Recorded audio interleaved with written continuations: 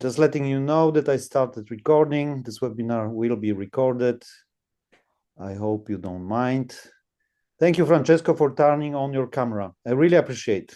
You are the only one until now. Oh, Pele and Alfie joined you. Eduardo, thank you very much, guys. It's really nice to talk to people, see some emotions.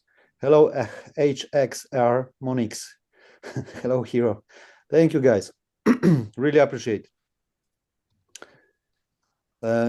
Let's wait for other people to join. We hit jackpot this time. We have almost 1,000 people registered, and they are still joining us, as I see.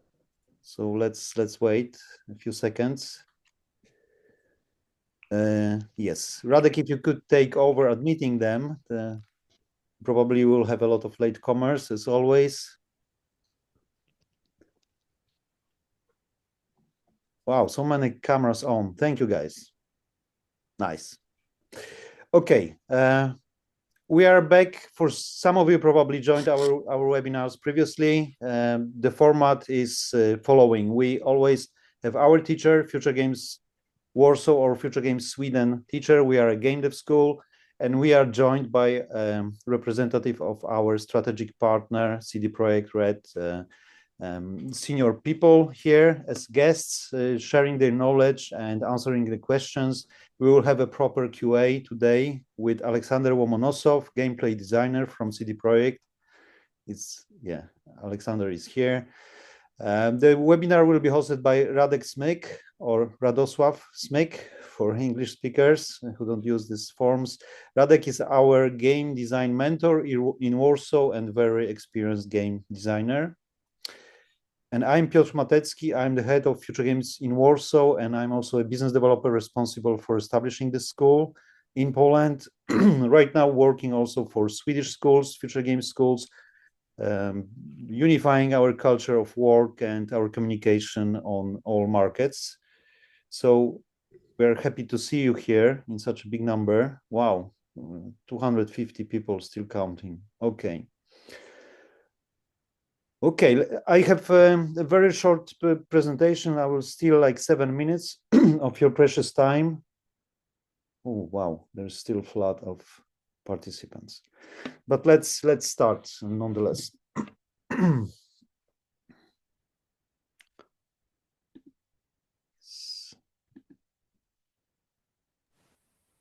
Okay.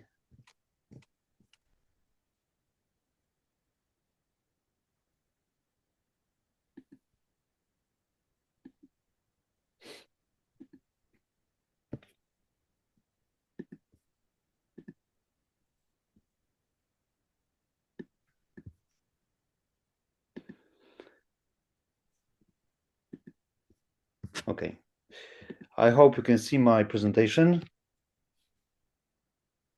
Yes, somebody's nodding. Thank you. Okay, guys, we are Future Games. We are a game dev school from Sweden. And today we organize for you a webinar hosted by our teachers with featuring people, experts from CD Projekt. What we will do today over these next 2 hours is, first of all, I will steal 7 minutes of your time presenting school, because these webinars are our marketing vehicle. This is the way we are showing off and showing how we teach and what we teach and why Future Games should be a viable option for you if you consider to get a good education in game dev and enter the industry. So first of all, my 7 minutes, then webinar, Philosophy of Game Design, hosted by Radek. It will be the major part and the most merit. Then we will go fluently to Q&A with Alexander Womonosov, run by Radek. And then we will open for questions from the audience. And this picture is just to fill the screen and grab your attention here. These are our game design students, by the way. As I said, I'm business developer and head of the school. You are welcome to join me on LinkedIn. Send me questions after this webinar, whether it will be about the school or our method of education. I'm always there for you. Sooner or later, I will respond. So when it comes to Future Games history, we have 22 years of active building the scene of game dev scene in Sweden. We counted it's around 14% of people working actively in Swedish game dev industry who went through our schools. So we basically populate the market with hundreds of students every year over 22 years. We have schools in the north of Sweden, if somebody is fond of Aurora Borealis and really cold climate. It's Boden, Skellefteå, and Umeå, 3 schools. We have a school in Karlstad, our alma mater in Stockholm, and in 2023 we also opened in Malmö. Future Games Warsaw is one of the youngest hubs. We opened in 2023. We started with 3 courses: game artist, game designer, and game programmer. Right now we added also game producer. And yeah, these are our educations. I will elaborate a bit more why these 3 educations. It's caused by the way we run it. It's very hands-on education, and we basically learn by creating games, allowing students to create games. Game producer course is the latest in our menu, and the only one game producer course in Future Games. It's also very hands-on education for people who want to switch for other forms of project management and turn into game producers. It's taught by industry professionals as other of our courses as well. And it's very rapid, high-speed course, which hopefully will lead to entering the market. We have right now 14 students who joined us from all over the world. And we are very positive that this course was basically created upon a request from the industry in Poland. So we are very lucky to have CD Projekt as our strategic partner. It translates into us. It means that we are basically organically bound in Poland with CD Projekt. We are located in CD Projekt campus headquarters in Warsaw, in Praga district. Very nice area and very nice campus. We occupy one of these floors in this building. Right now we have 123 students on site. In Future Games Warsaw, some are still online in relocation process. This partnership means that we were able to lower the tuition for the courses. It's 15,000 euro for artist, designer, programmer. It's the total course price, so it's significantly lower than our courses in Sweden. Also, Studio granted scholarships. This year it was 5 of our students who got 1 year tuition covered by CD Projekt, and this is ongoing program. CD Projekt is cherry picking the best people and granting them a scholarship. Having that kind of neighbor, it's a privilege because we have tutors and mentors and experts like Alexander Lomonosov dropping by casually, giving mentoring, giving lectures, attending our projects as jury members. So this is very beneficial for the students. Also, all our students stand a chance of having internship at CD Projekt. Of course, it's not a hard promise, but it is on the horizon of this education. And of course, I don't think I need to mention this, but being in this part of CD Projekt for our students, it guarantees more recognition on the market. And we are all about making our students visible. This is the first cohort who joined us in 2023. Still some people were in relocation process. We have people from Italy, Portugal, Turkey, Belarus, Ukraine here, Sweden, so really international hub. Right now, with new students who joined us this year, 86 new people, not all of them on this picture, but we have people from Norway, Peru, Brazil, Mexico, all the way to Indonesia, Pakistan, and even China. So the curriculum of the course is we start really on a high speed and we put a lot of focus on team building. So our students go through the course of creating their first game literally over first 2 weeks of the course. So they build a board game or card game. This is the way for them to build quickly connections and warm up to do the proper game dev creation right after this course. We team our students up. We also give them chance to pitch all their games to the jury, and so this is like a healthy environment which reflects and mirrors the real life scenarios out there. Sorry, somebody is unmuted. Guys, if you could yourselves. Thank you. So our goal is that we are reaching out to the industry, like from day one. We encourage our students to join us on industry events. Game Industry Conference in Poznań, one of the biggest in Poland, very international. It's happening in November, and we take our students there. We negotiate discounts for the tickets, and we go there with the structure, supporting students and making the most and making them visible for the recruiters from basically third month in the education.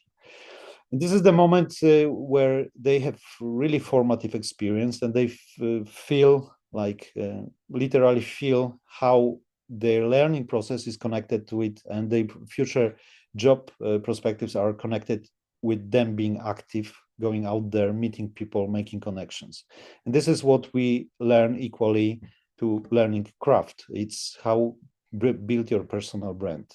This is a group picture from Game Industry Conference from last year.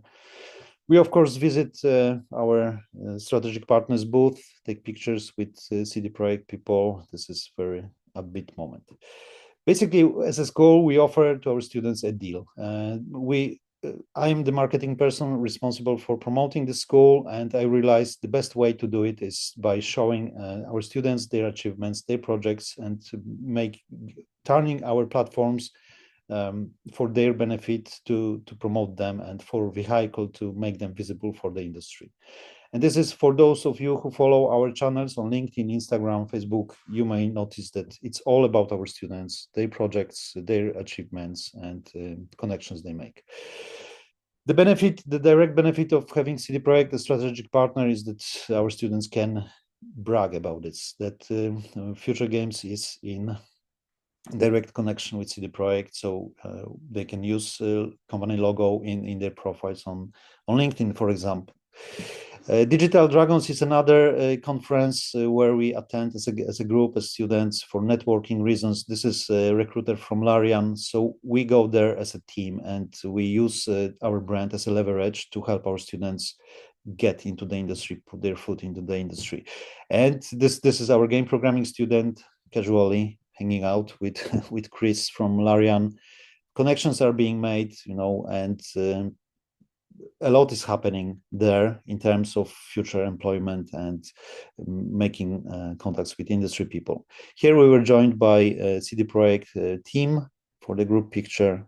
Really nice moments, very upbeat and very inspiring for the students. So how the process looks itself, courses are 2.5 years. The last semester is internship, which we help students to obtain.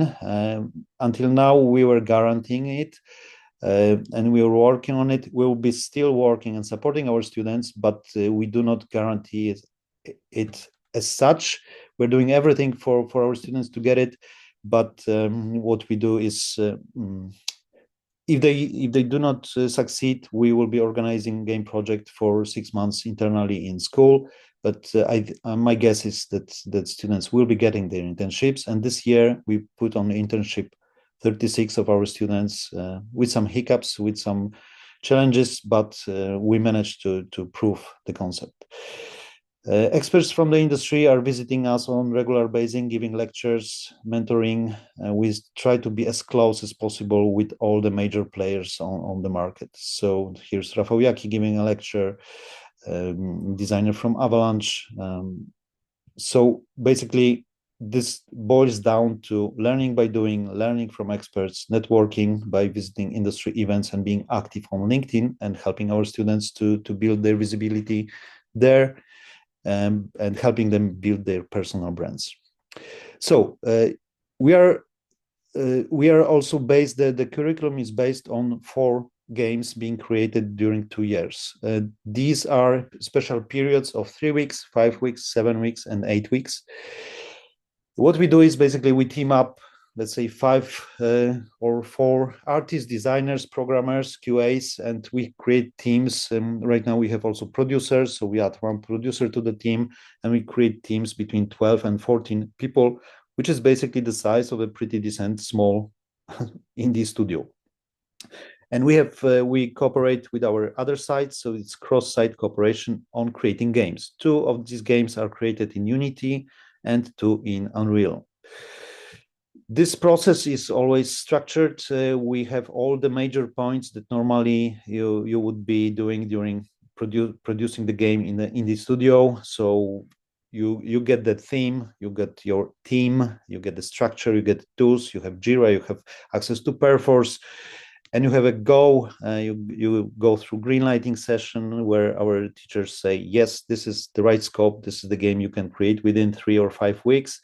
And then our students deliver the alpha, beta, golden build, and it all ends with playtesting the games by external high school students coming over, just playtesting.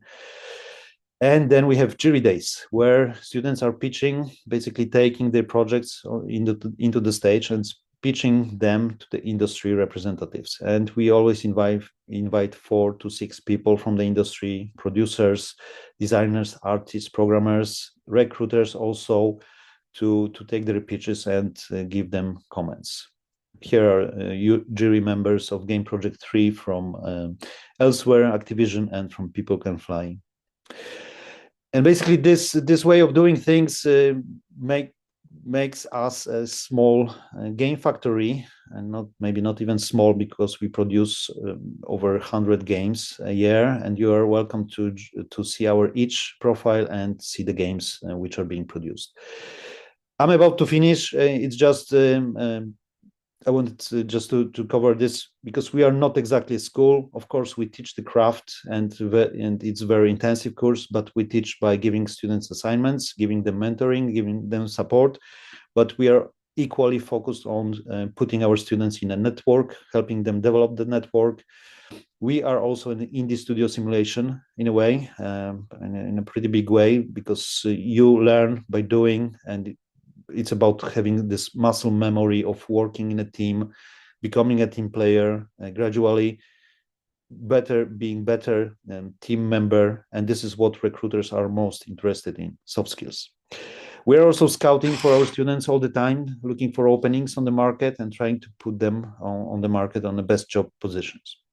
And we are a matchmaking machine, basically like a Tinder, professional Tinder for both sides, for students and companies. We have our own tools and techniques to achieve success in this area. It's our constant work on building personalized relationships with recruiters from the companies. We went through this process just lately. The tool is called Think. This is our very own format matchmaking event, which actually lasts all year long. It's we do this work in the background, but there is like one peculiar moment where our students meet the recruiters, and they go through meeting through interviews during one day with companies. This is the list of the companies who responded this year to our call. And we basically, there's a lot of work being done in the background here by contacting them, presenting our students, convincing them that Future Games interns are like no others. And Think in Warsaw happened over 2 days. One was on-site, one online. And as the result, as I said, 36 of our students got their internships. Different scenarios, different companies, from AAA companies to indie companies to projects which we develop internally in school, or projects which we got from the companies to develop, which they didn't have time to develop by themselves. Very constructive experience for our students also, to in a safe space to go through these interviews. So it's a pleasure for me to watch them growing. And it ended up being very successful. So here are our students entering the companies. The other tool which we use to build a connection with the industry is our advisory board. It's the body that meets 4 times a year, and there are representatives of different companies basically all the companies from the market. Right now we have around 35 companies in advisory board. Guys, I'm about to wrap up. Sorry for taking so much time. It's just illustration of how we are building connections in Sweden for years with the companies like Starbreeze and Hazelight. So basically we are an organic part of the industry with a very high employability factor. Some very spectacular stories. Students created their game project 4 being picked up by Hideo Kojima. Hideo Kojima making basically turned to them opening their own indie studio. Okay, this is a wrap right now from my side. Radek, I will leave the stage to you. And let's dive deep into the main part of this webinar. Yeah, sure, thanks. That was a lot to take in. Just give me a second so I can share my screen with you guys and start the presentation. Can you see that properly? Could you? Yes. Yes, well, thank you. So guys, this is a talk that will touch upon some of the basic principles of game design, mainly tools and the techniques. All of those are quite general because this talk has a very limited time, and design is a broad topic. But this is also a little bit of a taste of what you can learn here at Future Games. Firstly, a few words on who am I in this case. I'm Radosław Smyk. I started in 2012 as QA engineer, and I have been doing design since 2016. I did a lot of things. I did level design, I did systems design, I did some combats and controls, a lot of stuff. Given I did all of that because I was working in indie companies. So in an indie company, you have to wear multiple hats, and all of the areas of design tend to be very useful. And for the past year, I have been a game design mentor here at Future Games Warsaw, and hopefully the first cohort that Piotr showed you is happy with how our cooperation has been going on. And I also tend to hope that the quality of their games shows that. So, starting with the general talk, what is game design as an area of knowledge? It is a multidisciplinary thing, basically, because game design as itself has some solutions to different problems that we encounter during designing games, but most of those solutions come from other areas. We use a lot of psychology and UX design practices that were figured out in web design, but also in how people behave generally when they are interacting with objects, or like digital objects of any kind, or in reality itself, because we draw also a lot of inspiration from reality to bring it into video games.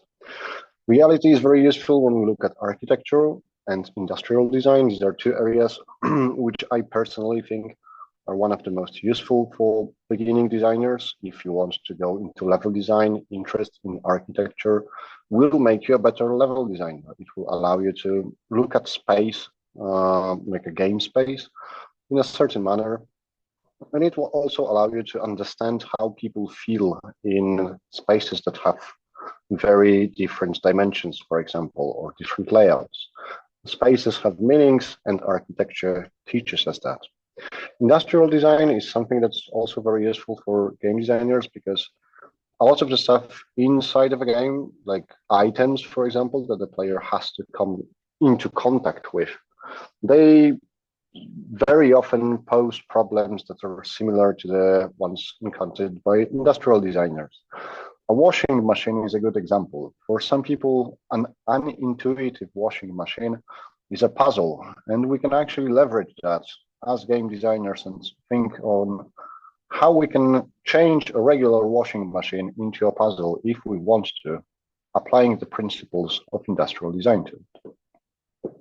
There are traditional graphic arts, which quite often inform what game design can accomplish, how stuff can look like, and how we can communicate our designs to a broader audience, because most of the people will look at the finished work, which always contains some type of visual aspects to it.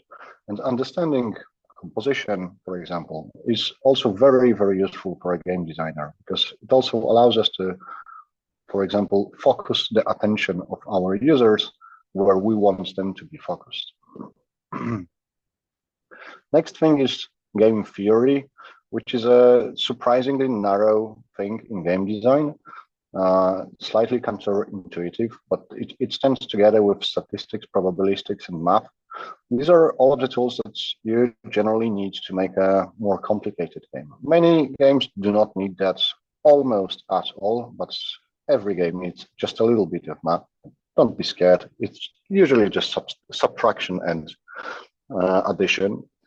But statistics, probabilistics can be very, very powerful tools in a game designer's toolkit, allowing you to reach for stuff that is unreachable in any other way, and allowing you to express yourself through design in new ways that are possible.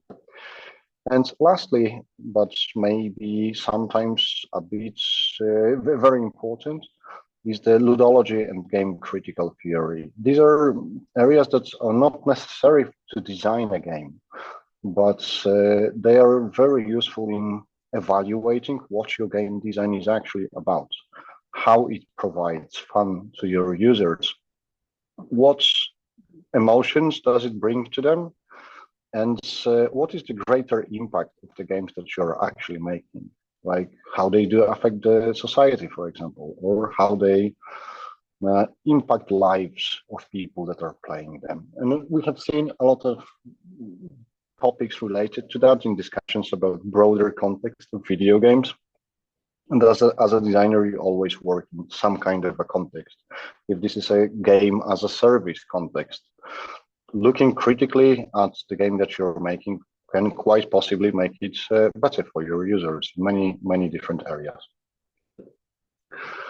And to double now on what is game design, I would like to use a metaphor, because I personally believe that game design has quite a lot of common things with designing a house. Both game design and architectural design have one general purpose. They need to serve the user and fulfill the needs of the user. A house, quite obviously, needs to provide shelter and warmth and place to, let's say, cook or do your hobbies in, or to raise a family. A game meets other needs, but you also need to recognize the needs of your user first to be able to actually respond to them with your game. Both architect and designer start with that. And this is something that during design process is going to come again and again and again back at you as a designer, to always keep those needs in sight, some way or another. And we'll slightly talk about this soon. Game design, kind of like an architectural blueprint, also provides your team with a plan on how to execute on the idea. Architectural plans are by necessity very, very detailed, generally. Game design documents generally are not, because they are reworked over the course of the game development many times. But still, they do provide a way for your team to actually move forward. And as a designer, this is a part of your responsibility to know how to navigate this path in the future and not lead your team astray. And good game has a solid foundation upon which the gameplay and content can be built. And this is very similar to house building. probably the most similar thing. If you build your house on a foundation that is not great, it will break down. And it's very much the same with a video game. You can start making a video game, but you won't be able to finish it, or it won't be fun if it doesn't have a good, solid design foundation that you have to work to actually achieve. After this initial, hopefully not scary statement, I would like to actually invite you to start designing video games, because this is actually a very fun activity. Personally, I did become a game designer because I liked to have fun. Over time, it became a job and maybe even a career, but it is still fun to this day because this is a fun job. It provides you with a lot of problems to solve on your way. And you can start very, very easily, if you can say so. Just make games. This is an advice that you will find all over the internet, and it is a sound advice. Ultimately, game design is about making stuff. It's not really about thinking how you can make a game. It's about sitting down and being able to execute on your idea. And this is a hard thing to do. This is a lot of technical skill. This is a lot of learning and failing and learning again. But making is very good. However, making is slow. You need to rely on your own failures to actually progress. So at Future Games, we also believe that base of theory speeds up your failing and allows you to fail better, let's say, in a way that will inform you more about why did you fail, where did you fail, and how to progress faster into a direction that you would actually like to progress with your game and with your general design experience. Also, I personally believe that there is no point in trying to break through doors that have been already opened. A lot of design has been already solved. We do think that it's great to come with original ideas, and it is great. But also original ideas are based upon solutions of the designers that came before you. And knowing that and knowing the history of games, playing a lot of them, and just building up your design vocabulary, let's say, is something that's quite important to start designing video games. Also, one thing that's extremely useful is to actually find an area of design that interests you. And we talked about them previously. It can be the psychological approach. It could be the architectural approach. It could be the maths approach. There are many ways to get into design, and over time they do tend to connect to each other in a very visible manners.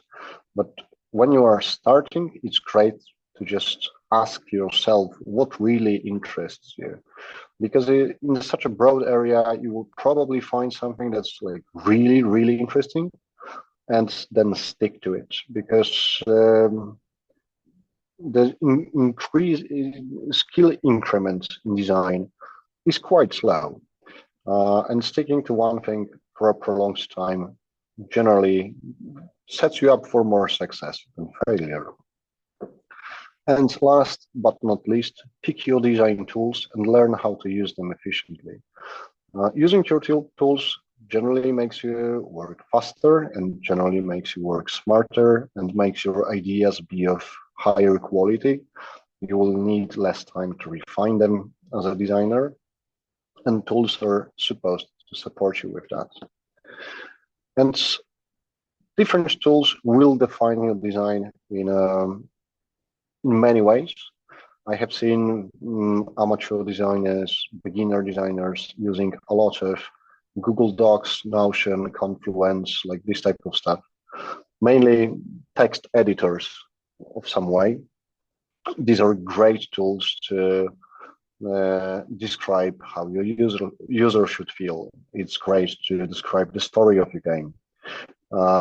They are really good at enhancing linear thinking from point A to B through C, but they are also limiting in that matter. So they're very good for one thing, maybe not great for another. On the other side of the spectrum are the spreadsheets, the ultimate systemic design tool, let's say, that allow you to use the math and data-driven design skills to actually design systems of high degree of interactability. And you can obviously describe them in the linear fashion and add different parts of the game in other tools, but nothing else will supplant a spreadsheet in your toolkit. There is a bunch of visual-based tools, the industry standards are Miro, Figma, and Canva, mostly the first two ones. They're really good for brainstorming in big teams across departments, designers and artists and programmers, just getting all together and trying to figure out solutions to different problems using those. This is a very common thing happening in the industry because those tools are also great for presentation of your ideas to other people. And gaining this skill of communication is absolutely essential to any designer, because we as designers always work with teams, and we need to convince our teams that our ideas are actually worth executing. Unless you can execute them by yourself with coding, but this is generally the final solution. This is where we produce a game, and generally the ideas should kind of be in place when doing that, but it's also very slow compared to other tools. If you want to think up something new or think through a problem, the engine probably is not the best way to do it, but it's absolutely great if you want to prove a point and show that your ideas actually work. That's still the final tool of game development. And there is something else that I also like a lot. They're the paper prototypes. These are great for testing out complex concepts quickly because they are very cheap, they're very easy to iterate, and they lend themselves to prove how gameplay works quite quickly. Personally, the last one is my favorite one. But all of those tools generally produce design documentation. There is a running joke in the industry that no one reads the design documentation, which for some companies it's true, for some it's not. It's a constant battle in different companies on how to approach this problem and how to agree on stuff generally. But there are multiple reasons to actually produce this design documentation. It allows you to ideate stuff of higher quality. Generally, your ideas probably will be better if you write them down, refine them in writing, and have the ability to return to them in the future. Maybe look at them from another angle. Maybe your teammates can provide a different perspective that can be included in the design. Maybe the production environment has changed over time, so you need to revisit your old ideas and see how they fit into a new landscape that you can find yourself in. The documentation is also a base for a common dictionary of concepts that are used within a team. This is really important because as a designer, you're communicating with all of the departments generally. So you'll be talking to artists of various specialties like animators, 2D artists, concept artists, and they do have their own language, basically. You will have to talk to programmers, and they also have their own technical language. And design documentation allows you to teach other departments the language of the game that you're working on, because all of the games have their own keywords, names of stats, for example. And design documentation allows you to propagate those concepts. Also, on the production side, good documentation makes production easy. It makes task prioritization easy. You know generally where are you starting your game and where are you going and what you have to do on your way to get there, which is invaluable over a longer period of time. And game development is generally a long endeavor. It takes 2-3 years to get a final product very often.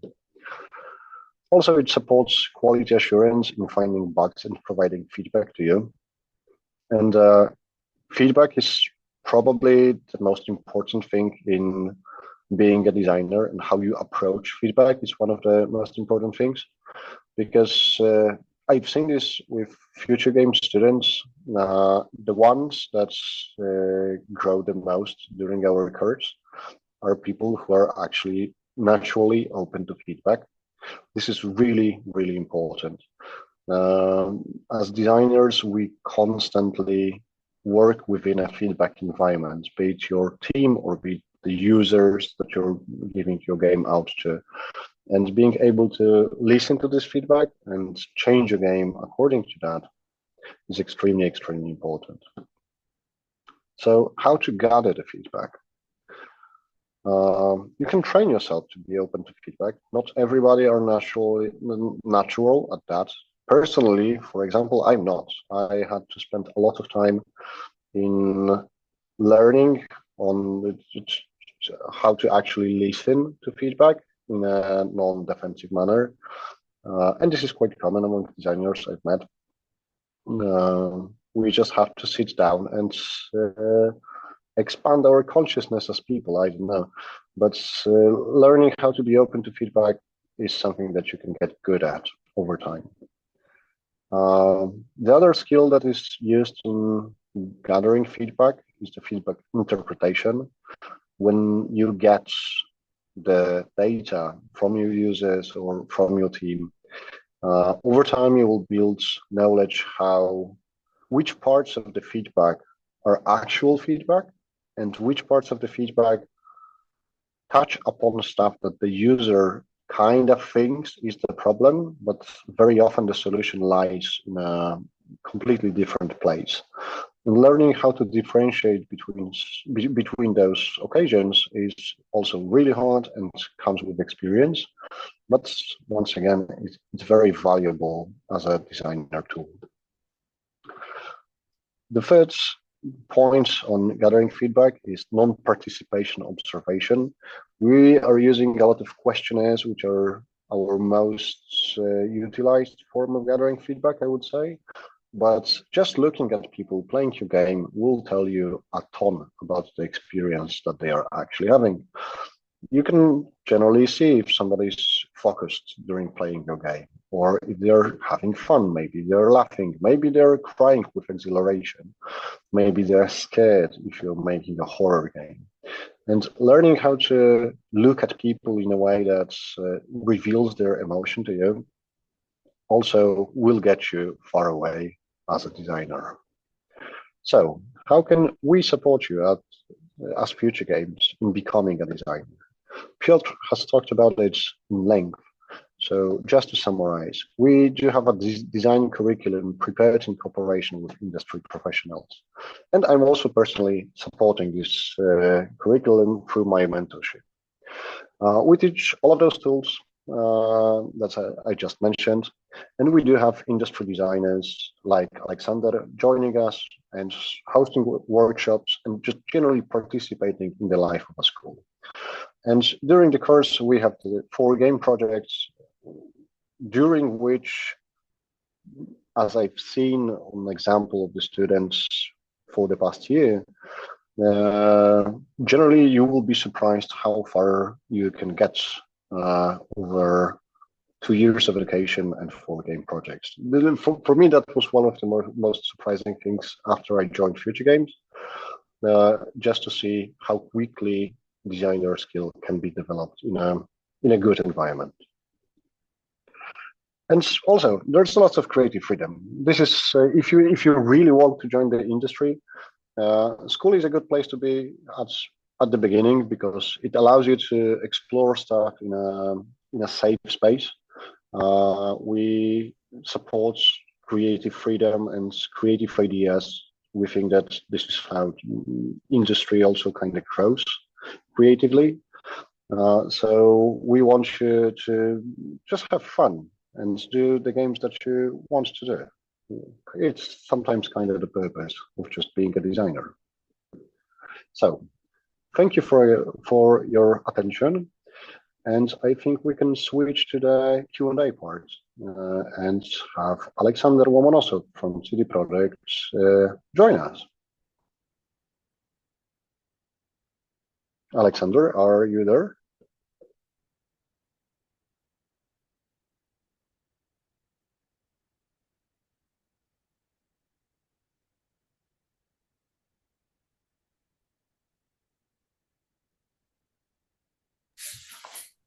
Hello. Yeah, unfortunately, I was a bit muted. Hi, hey, nice to meet you. Hey, my bad, I kept you muted. Yeah. Yeah, no worries. For some, not nice. Yeah. Hi, I'm Alexander Lomonosov. I'm gameplay designer at CD Projekt Red. Working here for 3.5 years already. Joined the company for Cyberpunk 2077. And also we worked on Phantom Liberty. Now I joined the team a year ago, team of Witcher 4.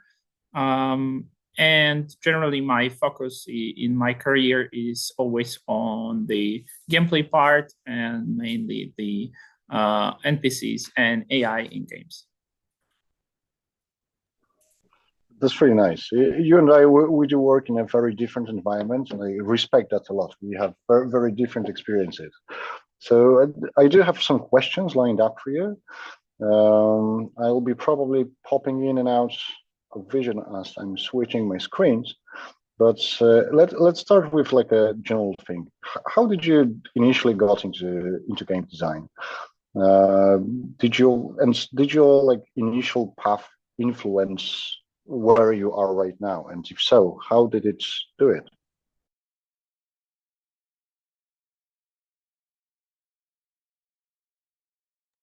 Muted. Yeah, thank you.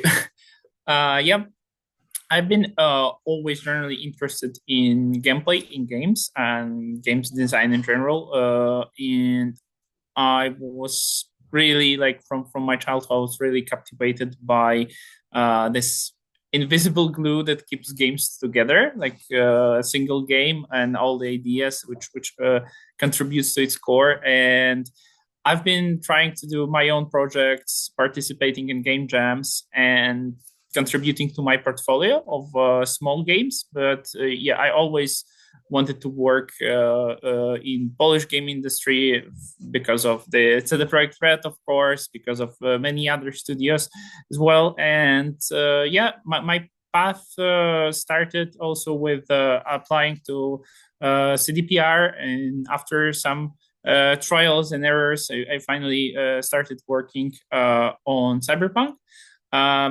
During that time, I was generally learning a lot of engines on my own. I was learning programming to actually put my ideas from paper, or where I had a lot of papers, sometimes literally with different ideas, balancing spreadsheets, and I had no means of actually trying prototypes in the engines because programming part was a huge blocker for me mentally.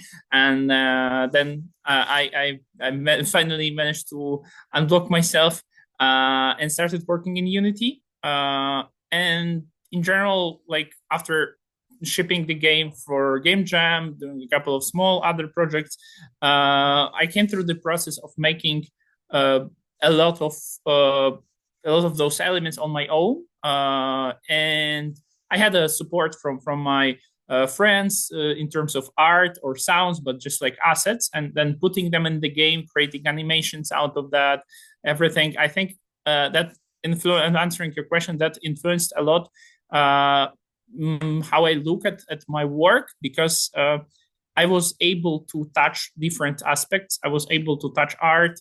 I was able to definitely very deeply touch programming. and also how different systems work. What does one need to implement and create a saving system? And in general, one of the things that I learned, which is very tricky, is that sometimes you look at the certain system that game has, say, save system, and you don't think you need a designer for it. You look at it purely from the technical point of view, and then those design questions start popping up from user experience, from even the gameplay feel.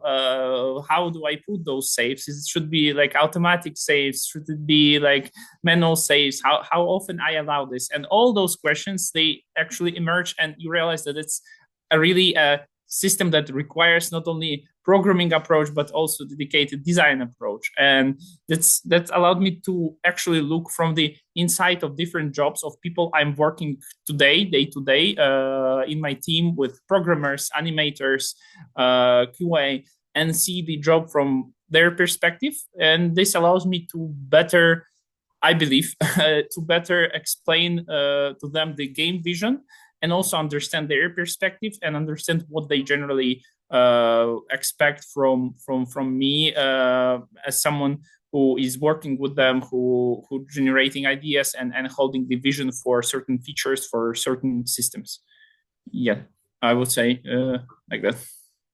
That was a great answer, very comprehensive one. Yeah, I also always look at those intersections of like design and programming, like the save systems from the early 90s, like the old console ways where you could just, you had to find a place to save. Today they stayed as a design convention, but they came out from technical limitations. But switching from this to that and figuring out how games can save, the progress was a big question for many years. So yeah, this is extremely complicated. You will always find a design question somewhere. You mentioned that you kind of started looking at your teammates or like your job in general in a slightly different manner over time. Could you also tell us a little bit about it, like how your work has changed compared from when you started as a junior programmer, being a specialist, to being a specialist role right now at CDPR?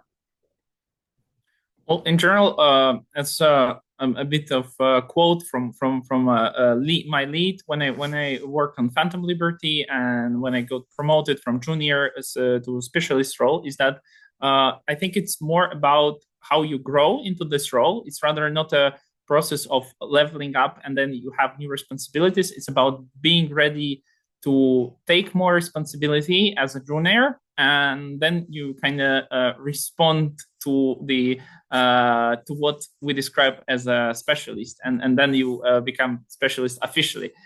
So I think it's a lot about ownership, and I think this is like one of the most important aspects in general for the job, and it's about holding the team together. And I mean, like a strike team that you work on specific feature. As in Cyberpunk, we worked on the police system for the new update, for example. There was also different strike teams for other features. And as a designer responsible for this feature, you kind of hold it together.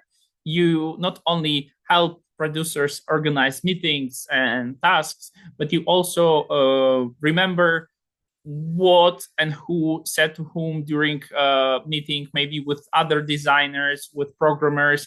You remember what things you would need in the future to implement it, what iterations was in the past. And I think this is like this vision holder role, this responsibility is very important, because the development processes can be quite fast and always changing, and it's important to have a memory of how it was in the past, of through what iterations you came through, and where you're actually going to with this feature and how it contributes to the whole game. So I think this is about ownership, and as becoming a specialist, as growing in this role, it becomes a lot more about, first of all, talking to people and not only explaining them your designs, but kind of holding the team together and focused on the feature, focused like in general, like it's a lot about emotions and for players, and it's about, I would say,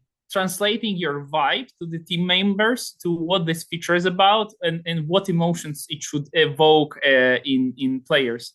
And this requires a bit more like steps towards organizational work with the team, and then presenting it to your stakeholders, to directors. Yeah.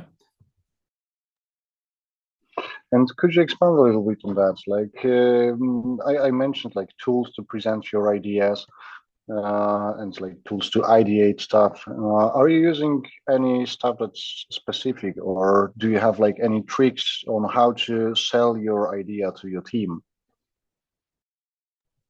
I think it's very tricky because different things work for different people. Some people like to read plain text. Some people enjoy talking to you and listening to what you do. But what always works the best is, of course, the playing prototype, which is not always possible.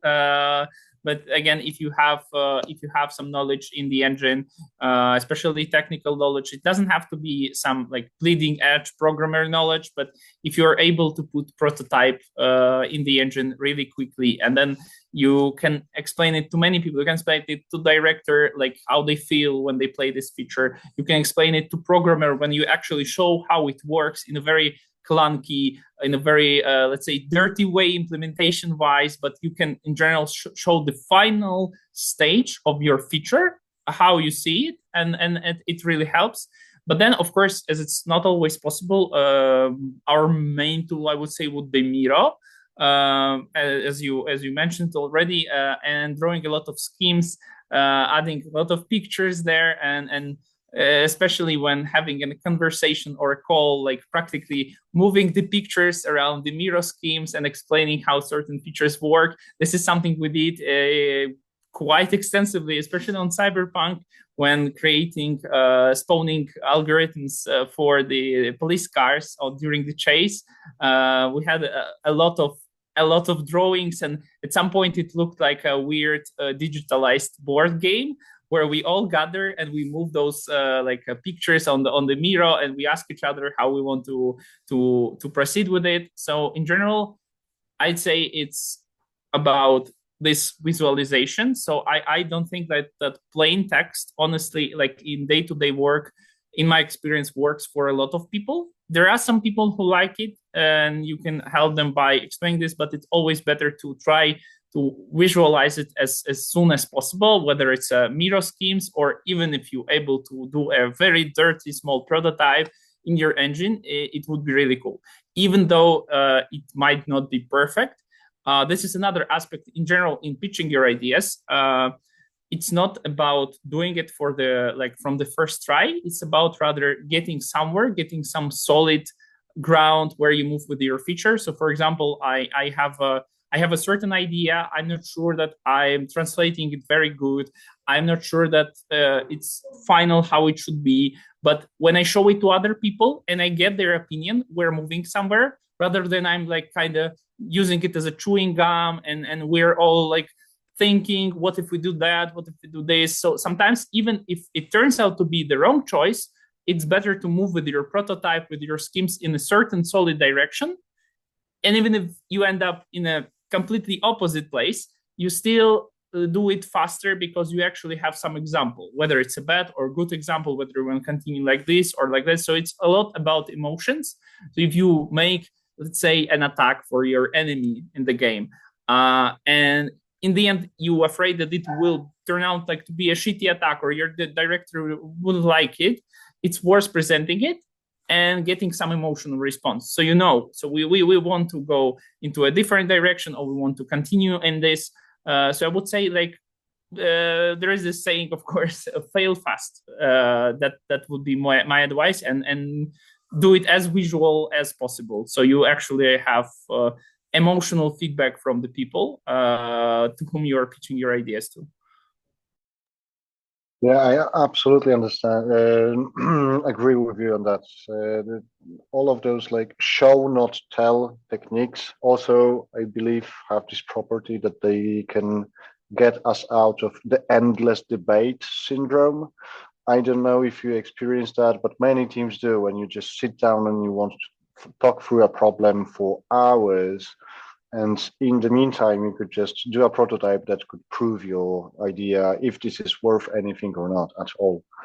Yeah, this is one of the great problems of designers, I would say. At least initially, we tend to get stuck in that. You mentioned about how you show your team members your idea. But if you have this like really complicated situation where you do have a big info dump to sell and it's in text, how do you get out of the no one reads the documentation syndrome in this case? Yeah, I think we can approach this like a bit from a different angle. How to make as how we're trying to do it when work together with other designers, with stakeholders, is that how to make the documentation consumable, so people are actually getting what they want from it, and they're doing it without much effort. And once again, returning to schemes on paper, on any digital tools, it's very much, I consider personally, from my experience, very much it's simpler and it's faster, and a lot more people are actually much more acceptable to such kind of tools. So, for example, we always start with a scheme. We try to visualize the whole process, like to kind of as an abstract concept how system works. If it's a difficult system, say with like spawning strategies on Cyberpunk, where we were deciding how cars appear for the player, what they do, what their behavior. It was always a lot easier to create some certain shapes, then create connections in the board, in the whiteboard, and then to write it down all in text. And the other aspect that which we were also started to think, and at first it seemed like a waste of time, but it proved itself really useful, is that how do you design such documentation? How do you design such schemes, or how you design one-pagers, how you design some small briefs of your designs, is that it's actually a lot of about like game design and game design, like user experience wise, how do you make such a document?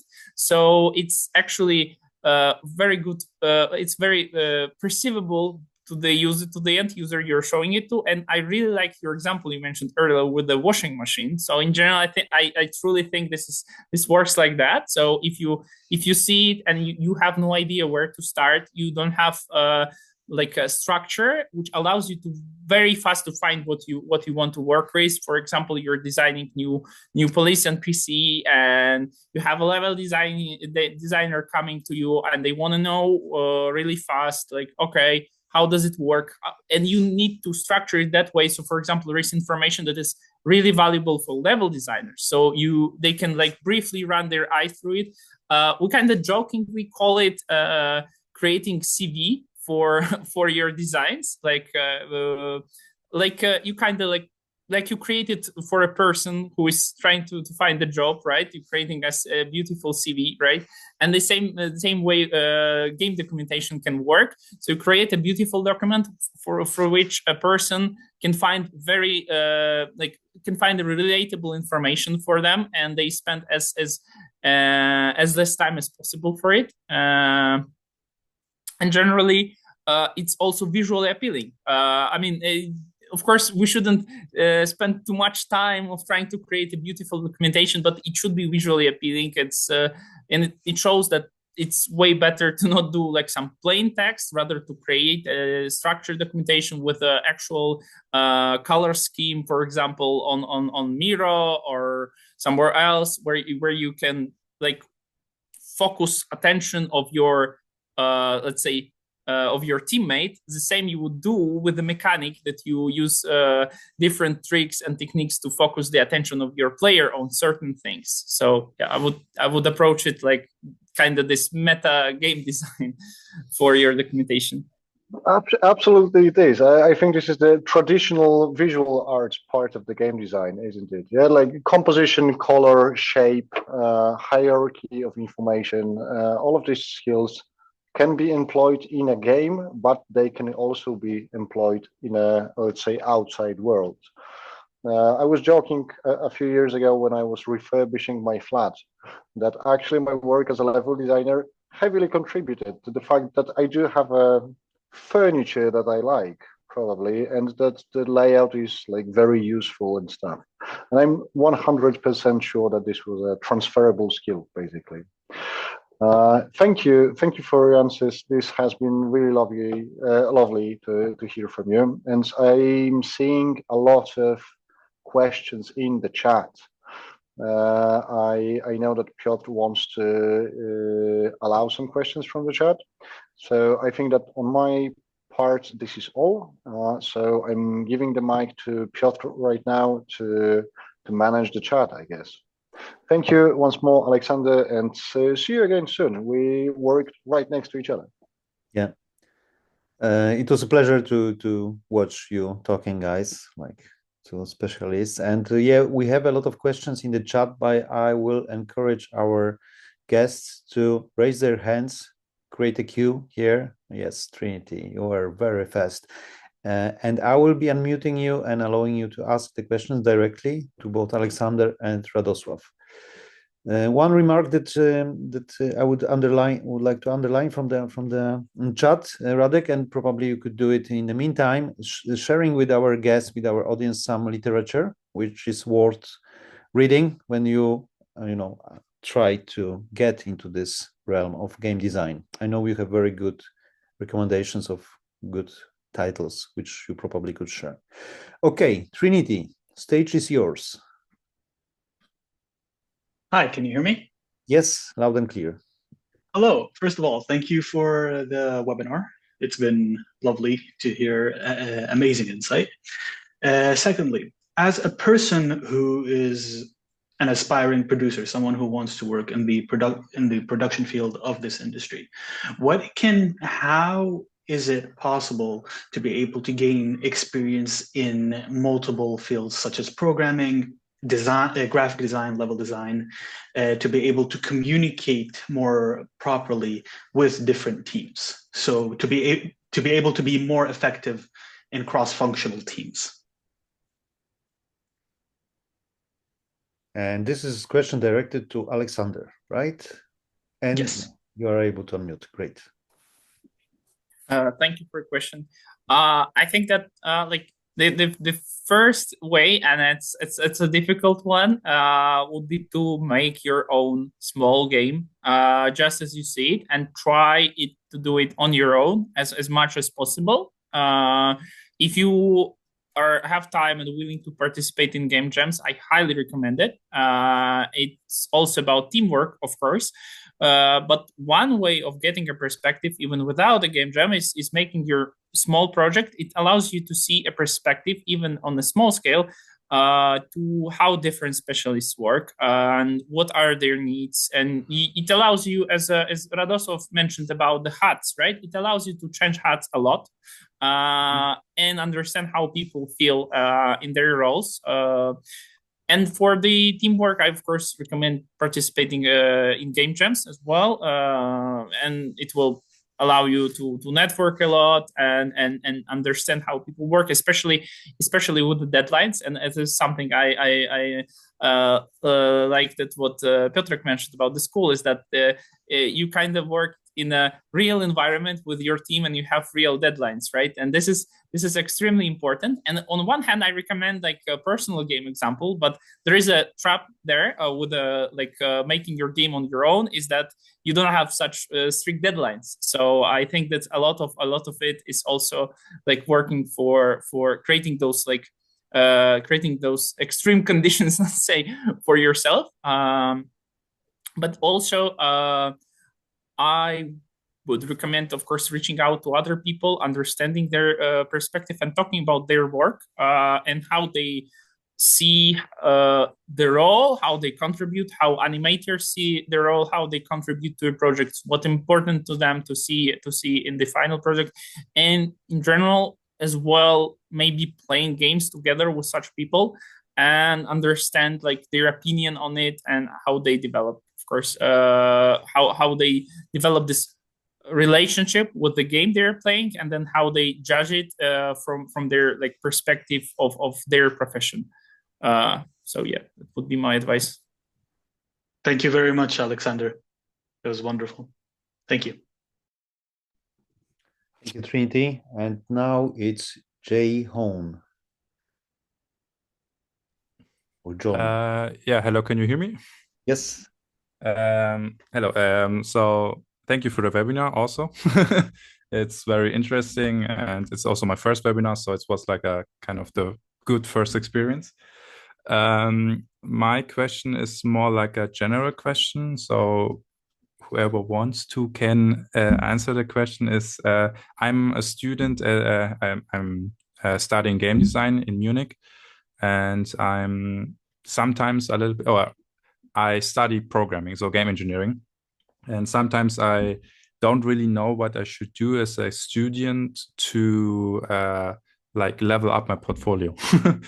And what I should try to learn, what I should try to make so that I, as a game design student or game engineering student, could enhance everything. Like if I should learn a little bit of game design and try to do a little bit of producing, or if I should focus on programmer, what could you or should would you recommend people who are feeling, or students who are feeling a little bit lost on what they should do, what you should focus on?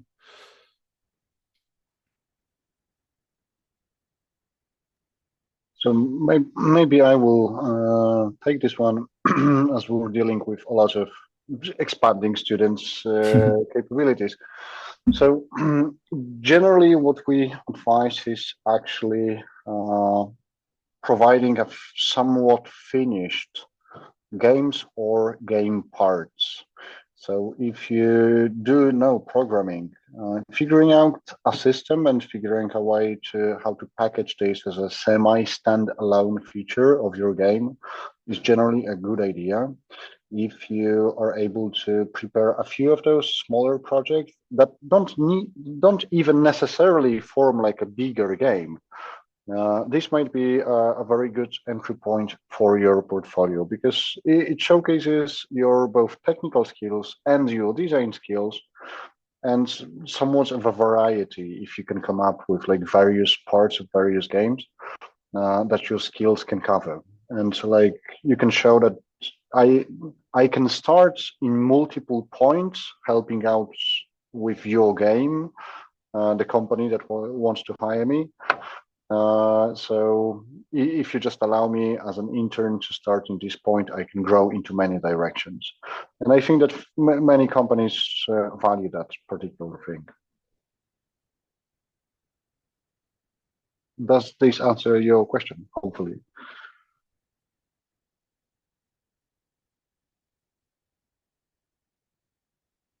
Yes. Lovely. Thank you.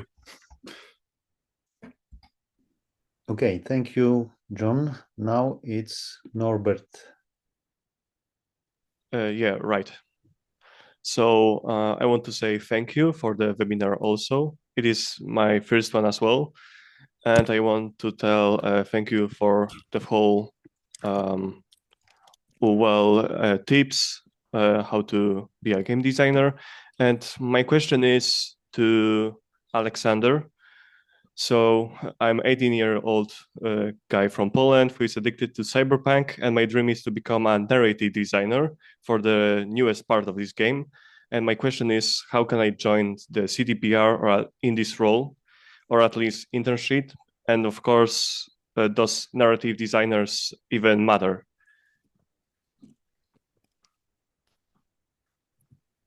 Yep, thank you for your question. I believe Radosław briefly talked about it. Yeah, of course, we have like a lot of deep specialization within the role of game designer. For example, at CD Projekt Red, we have level designers, we have gameplay designers, and we have a lot of roles. We have cinematic designers, and I think that the role closest from my experience, the closest to what in industry is called narrative designer is are our quest designers. And yeah, I think building a solid portfolio could be a great idea. Also, you can find other quest designers. And one of the things, yeah, I actually wanted to mention is that don't hesitate to reach out to people on LinkedIn. It's not always guarantees you an answer from someone, but it's a great way to actually find out something more about the profession you're looking for and you want to improve in. So yeah, I would definitely recommend something like this, and uh, stay in touch with our role openings. But yeah, I generally recommend improving portfolio, reaching out to people of your discipline of especially like quest design, right, as it's called in CDPR, and learning something from them, and yeah, and keep expanding the portfolio and your experience. One of the such thing, I know I'm repeating myself, could be a great idea of game jams. Yeah, thank you.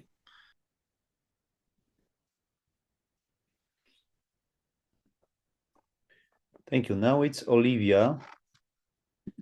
Hi, I'm a student as well, and well, first I hope everyone can hear me. Okay, great. But I'm a student as well, and do you have any tips on getting a job as a junior game designer, specifically because every job offering I see is for seniors or people with experience for well, like having worked on like really bigger titles and games. Yeah.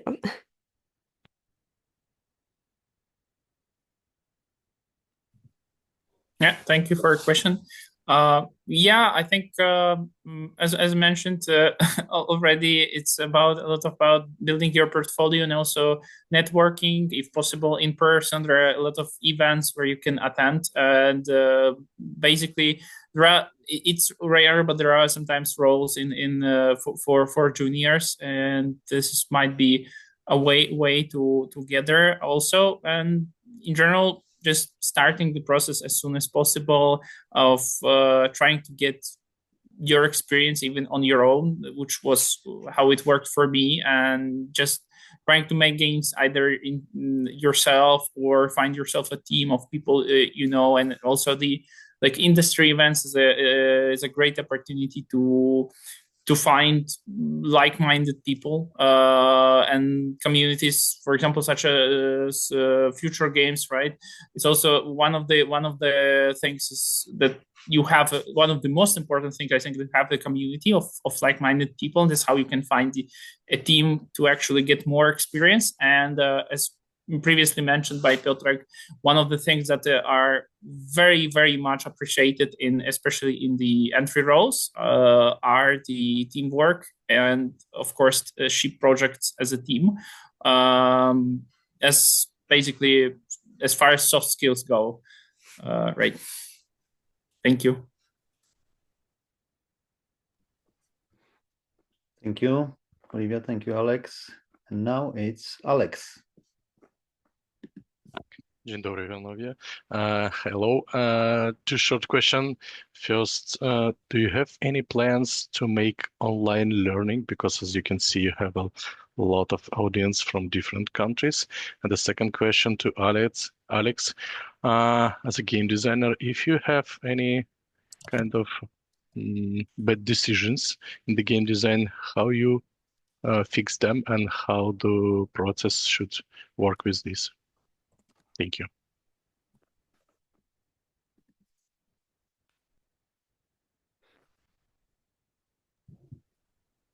I believe the first question was rather to Radek, right? Or should I go? I think that the first question was actually mainly to Piotr about the online learning. Just to keep it quick, we strongly encourage on-site participation, especially in design. This has a huge advantage to designers who are taking the course, honestly. The contact with other people, the cooperation that you get over here, the ability to present your ideas, something that we talked so much about during this webinar, on-site is just enhanced a lot. Online learning and online video game development is certainly possible, but has a lot of disadvantages and is generally more feasible in more experienced teams. So for learning, we strongly encourage being over here on site. But I also believe that Piotr will have additional thoughts on this. I'm sorry, guys, doing some administration to here in the back, and I lost connection with the question. So, please what's our stance on online learning, Piotr? Okay, I covered this a few times here in chat already. Guys, we believe in people working together, drinking coffee, quarreling, meeting, and working as a team on site. We combine it with cross-site cooperation between our students, but generally it is required for our students to relocate and join us on site at some point. We are very flexible. If you are stuck in a visa process, which happens very often, we give you a few months to relocate, but at some point you should be here, especially that our main goal is to put you on the market, put you to the job. So you should be kind of visible, and you should be going out there with us to these events, meeting people. So yeah, this is in our DNA in a way. We have some online students who for some reasons cannot relocate, like game programmer students from Lebanon, who was not able to obtain visa for obvious reasons. It's red flagged country.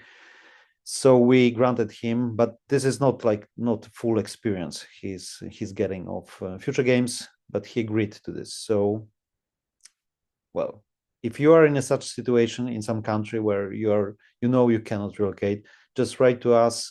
I gave email address in chat. You can always write with your questions, like show your situation, and we can discuss it directly and in personalized matter. So the email is join@futuregames.se. I will write it down again.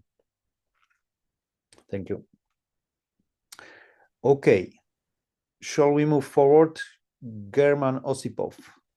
Sorry, there was also a second part of the question from Alex. Sorry, okay. Which was addressed for me. So yeah, about the mistakes. So how we find mistakes and what we deal with them. I think that in general, the idea is not to treat mistakes as something bad. It's your tool in actually defining gameplay and making it fun. So, and how do you find the mistake? Generally, they usually find you, but there are two attributes that your feature, your game, your general system that you're making has to answer to, has to work with. Is first, if it's contributing to the core vision you have for the game. If you're working on a AAA game, it's maybe a huge document with established core vision of what game is about, how it should feel, established by stakeholders, by directors, experts, what we see as the cyberpunk experience for the player in general, for example. And if you're making your own game, you might be a director for yourself. You might at first on the paper establish what your game is about, how it should feel, and feel not only like in story or like in lore wise, in setting wise, world building wise, but also in gameplay, how this hour to hour, minute to minute, second to second loop should make you feel about the game. And for example, if you take a look at Uncharted, right, it has a certain very strong image of what this game is about, and you should understand whether your feature contributes to it, right? Or if you take Witcher 3, it's also about the monster hunting, about being Geralt, right? You should always check when you implementing a feature how it contributes to it, or feature or some narrative piece, right? And the second part is that is it actually fun?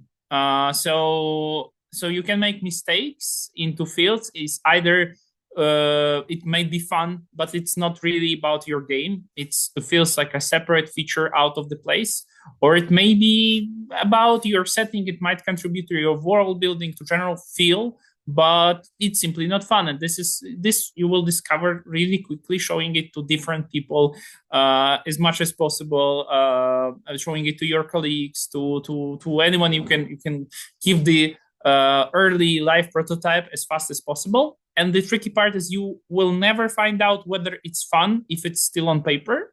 As briefly mentioned here, this paralysis state, right? We talked with Radek about is that you can find out if the feature contributes to your fantasy of your game, that fantasy of being a witcher, fantasy of being like a treasure hunter, right? Like from Uncharted. You can find out this on paper when pitching a feature, but whether it's actually be fun to play, you will find out only in prototype. So I would say the mistake is a good thing. And the faster you make it, the faster you will find out about feedback, and the faster you will know in which direction you actually need to go. And you will overcome this paralysis, right? Of where to go and what decision to take there. Yeah, thank you. Thank you, Alexander, for elaborating on it. German, it's your turn. Yeah, I hope you can hear me. So, hi, Alexander. Hi, chat. Thank you for your time. I've got 3 questions. They're not really small, but as I see by the likes in the chat, they're relatively interesting for the people here. So, first things first, I would like to know what depth of game engine, specifically Unreal Engine, knowledge do you actually need to apply the gameplay designer role at CDPR? So in general, we as gameplay designers, we work on the high level. We work with tools that you have in editor. I mean, Unreal offers a wide range of tools, such as blueprints mainly, and a lot of custom specific editors. Also, as you know, you can also edit, if you're familiar with Unreal, you know that you can edit different animation sequences and similar stuff. So as a gameplay designer, you're not really expected to work in a code part. I would say it like that. Yeah. But it's good to understand it, and it's good to know what you're actually requesting from a engineer you are working with, and what limitations and framework your system that you are pitching that should be there. Yeah. So you mainly have to focus on like possibilities of an engine than to work in engine itself. Am I right? I mean, it depends. Like working in engine is also working with the editor parts, and with what programmers present to you based on what you agreed when you were creating a feature, because there's low level technology stuff that needs to be provided for you by the engineer, and that's also a part of pitch, a part of design, which you do together in the cross-functional team. All right, thank you. Then the next question: what kind of portfolio would be sufficient for the role, and is it necessary to be a modder or something, or maybe some blockout levels are okay if you can show some creativity in this? In general, it depends on what field of game design you are applying for. You mentioned blockout, so I assume it's more connected to level design. Gameplay design, specifically. I think for gameplay design, it's important to have some playable prototypes with the mechanics, whether they're player-oriented or it's something about NPC behavior, right? So I would say the more different approaches you have to, like, maybe if you're interested in combat or in some other sections in your game, so it's about playable prototypes and as you were applying for a gameplay designer, for example, you don't necessarily need it to be in a really good quality of animations. And of course, as far as good quality of animation goes, for attack to be readable in combat and this experience be fun. So it's I would say from my experience, it's quite okay to have some default assets as far as it goes, as long as they evoke emotions when you play the game and use the features that are intended. So I would say like this. Of course, it's important to, like, when you form a portfolio, it's important to provide those with the documentation. And one of the good things that you can do, besides the design documents that describes it and the playable prototype, is a really great thing to do. And it's done very rarely in general in game dev. There's a reason for it, of course, is the postmortems. It's a great way to show your progress when you're presenting a portfolio, when you have a game design document, which is your dreams and your plans of how fun and cool this gameplay be. You have actual prototype that is playable and it shows the most important aspects of your mechanics.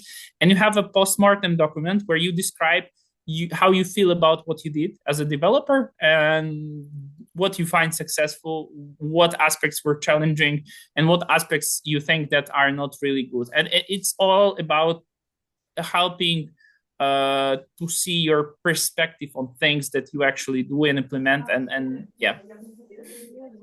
Well, the postmortem thing is actually really unobvious. So thank you for it. And maybe you could share your portfolio, or at least describe it.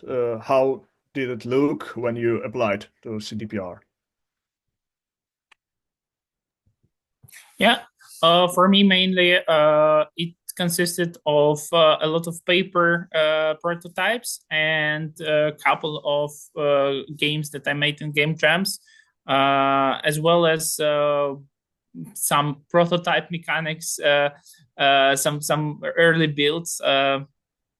But yeah, I guess that would be mostly it. And I honestly didn't put much effort to postmortems before I started recruitation, and I find that that's in a lot of technical tasks from recruiters. It's a good thing to have, and that's how I started. Basically, I came to this postmortem thing, and yeah, I would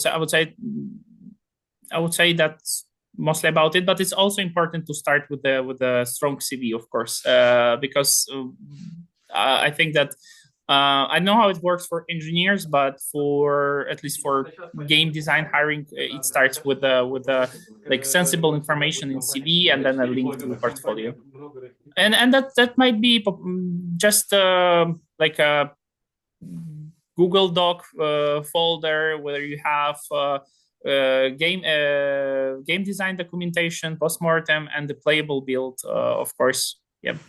But there are very tricky aspects to the playable build and how your end user will download it. So I would say the one thing I learned, like a technical thing here, is that it's general better to use each IO than to rely on just a build that you have in the folder, because you can allow your user to actually, like, it has a lot of stuff built in there which will help the end user to present your ideas better. Yeah.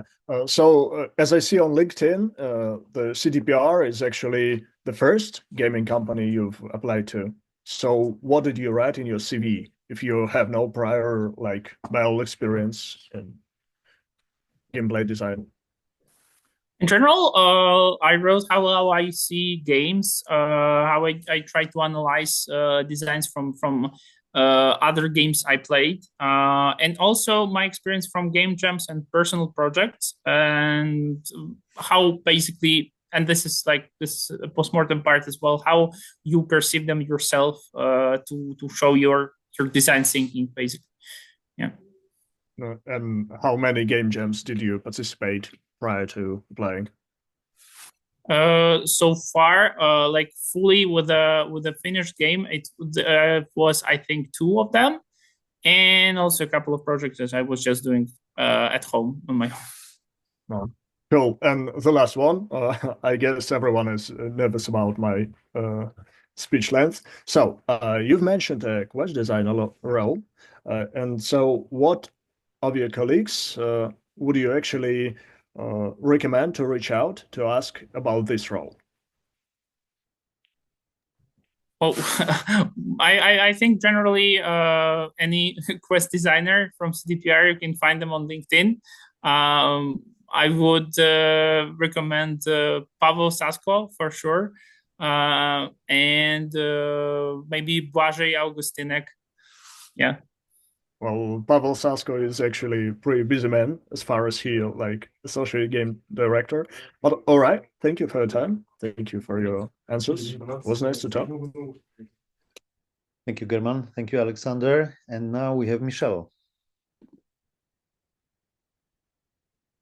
Hi, thank you so much for hosting this webinar. And my question is semi-personal, but can also be related to a broader audience. I was part of a writing department for an independent mobile game company, and we were working on a mobile game for 6 months. And when we got to the first round of user testing, the higher-ups decided to not only completely throw out the game, but also to refocus the writing department to a different function. So I thought this was a little premature, but it kind of made me wonder, like, how do you know, as a writer, game developer, quest designer, whatever your field is, how do you know when you need to pursue an idea and take it to its ultimate conclusion? And how do you know it's time to stop and no amount of feedback is going to improve your project? Thank you. I think it's like, what do you mean? Like, rather by pursuing the idea, because I wouldn't look at this necessarily in this regard. I think idea is like, this is my experience. Idea is something that appears as in one form, in one shape, but throughout rounds of feedbacks, through iterations, it can change completely. And that's basically how the process generally looks for us, is that we start with one thing and then we go through a paper part where we define how well it aligns with general vision for the game. Of course, it means that the general vision should be established, like the stakeholders, everyone should know what the game is about, and we kind of have this core, and we are not shifting it from now and then after of course it's been established.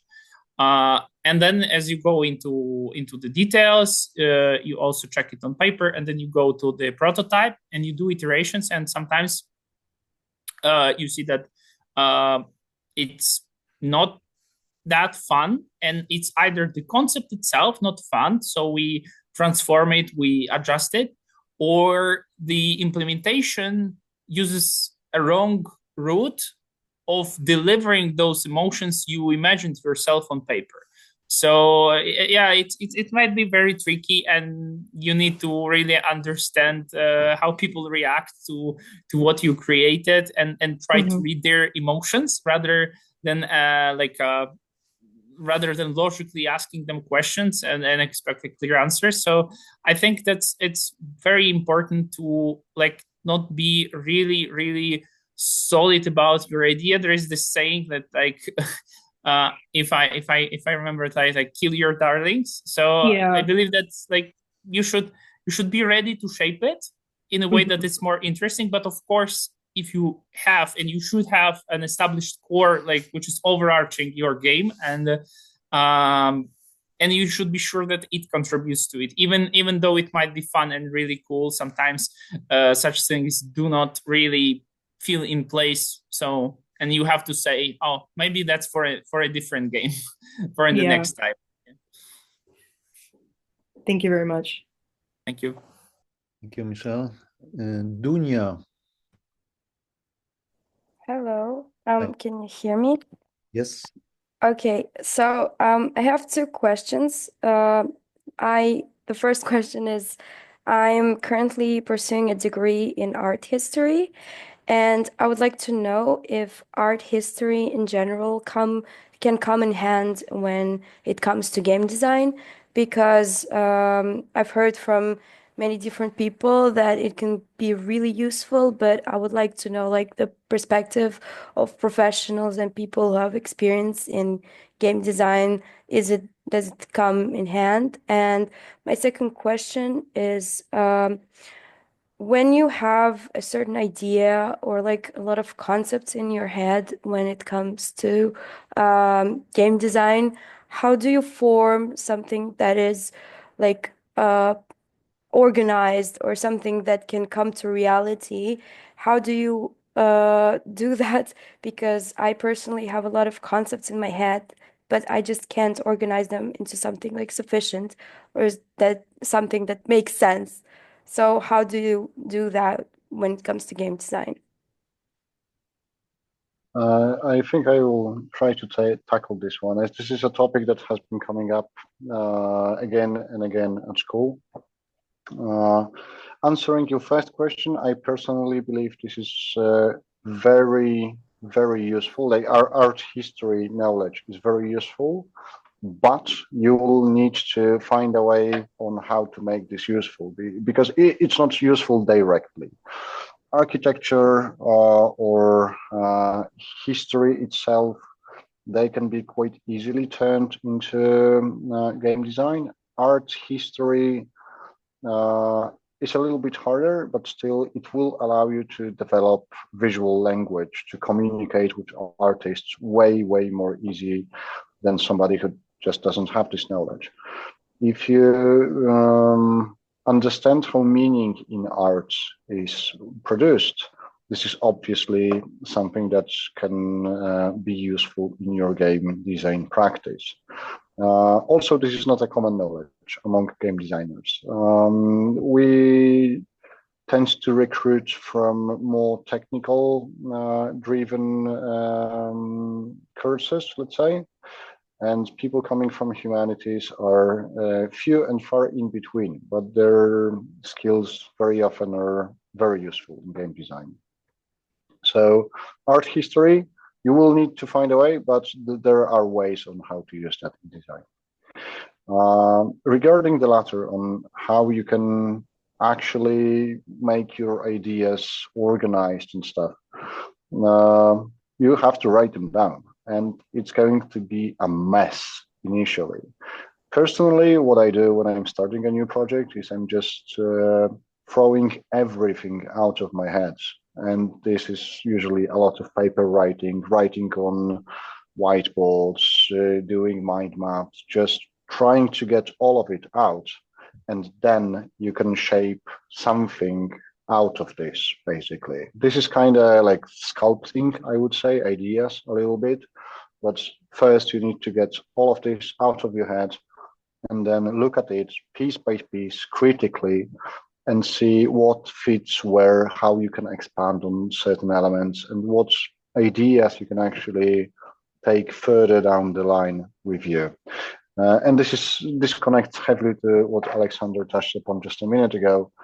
This is the process where you learn to kill your darlings, because you've got all of those ideas and all of them seem initially quite often equally important. But during this refinement process, through writing, through drawing, through ideation, you will see that some of them they resonate more with you, and some of them will be more worth pursuing than others. Thank you very much for your answer. It was really helpful. Thank you, Radek. Thank you, Dunia. Now it's Patrick.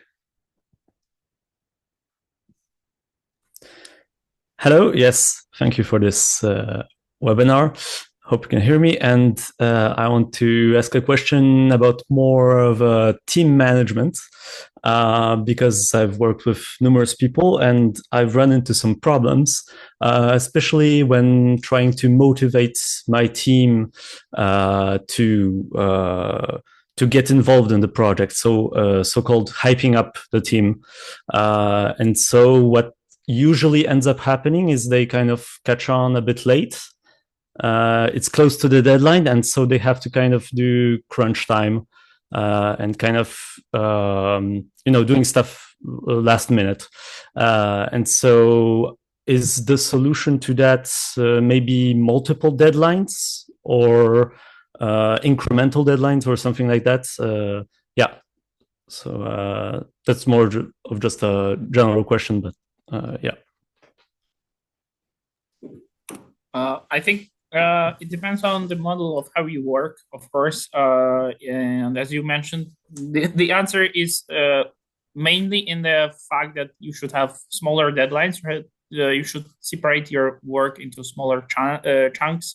Say you have milestones you do in the sprints, and it depends on your team. If you feel like if you're a driving force in your team, it's like really it's more of a production question, but looking for how producers work with us, I think it's mostly about like separating those deadlines and also creating a dependency map with your team members, because if you work on the same game, your like members of your team are dependent on each other, and some of them want assets, some of them want ready design to proceed with other designs. Like you need a system in gameplay to proceed with your story, and so on and so on. And I think first you should define those dependencies and create a cycle of short deadlines, as you mentioned. And each cycle you can review those dependencies and what has more or less priorities currently, and that's how you can get people more involved. And the other tool would be retrospectives. I don't know if you know what retrospective is. It's a kind of meeting where you gather after such a short deadline you had. Maybe you can. It basically depends on your team, because people are different, and the sum of different people in a different team doesn't equal another team. But you need to establish those for yourself within a team. How often you want to have such a meeting? How hard and how small those partial deadlines should be. And what retrospective is in general, like after one of the deadlines, when you delivered all the stuff, you gather together and you are discussing what went wrong, what went good, what should we change. But it's not a planning, because planning is when you speak totally about work. You speak what you're going to do next till the next deadline, what you need to focus on. You set the priorities, you define the dependencies, right? But retrospective is, again, more about emotions in your team, more about the relations you had in the previous deadline. And maybe actually those meetings really help, because maybe someone from your team, as it usually happens, who doesn't really answer and don't have any things to say, actually this is a place for them to kind of like a space for them to talk about their feelings, talk about the things that they didn't like, and maybe they didn't have time to mention it, or actually a time for them to focus on it and think about how they can adjust their work, or how you all can change work in your team to make it better for everyone. For example, you can find out during retrospective that you need to change those tight deadlines. You need to make them shorter, or you need them longer, or you can find out that there are some aspects where people were expecting different things from each other to be delivered, and they misunderstood each other. So it's mostly about like talking, and mostly about like impressions that your team had from a previous cycle before you go to plan and work on the next cycle. But those definitely should be, I recommend having a structure with a small deadlines. They are fit into a bigger deadlines, and then you have a deadline for the whole project.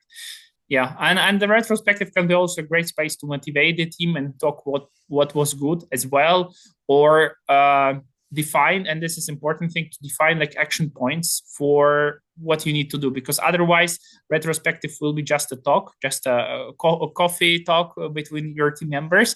So after discussing all those problems that are emerged, you need to define like small amount, like 3 points from this whole discussion, what we need to change and who will be responsible for actually turning this into action. Yeah, it was something I would recommend definitely. Yeah, okay, thank you. Because I'm an artist, actually, I'm an illustrator, and I usually act as like the lead artist in many projects. And so the reason why I talked about hyping up the team is that I usually act as a flagship. So basically, when I create some cool stuff, people then start working, and stuff starts happening. But before that, it's kind of hard to get them going, and so I thought about maybe concept design, focusing more on sketches and stuff like that, so that they get started earlier. But yeah, definitely smaller deadlines is something, and retrospectives also are really interesting to me. But yeah, thank you very much. Yeah, thank you, Patrick. Jona.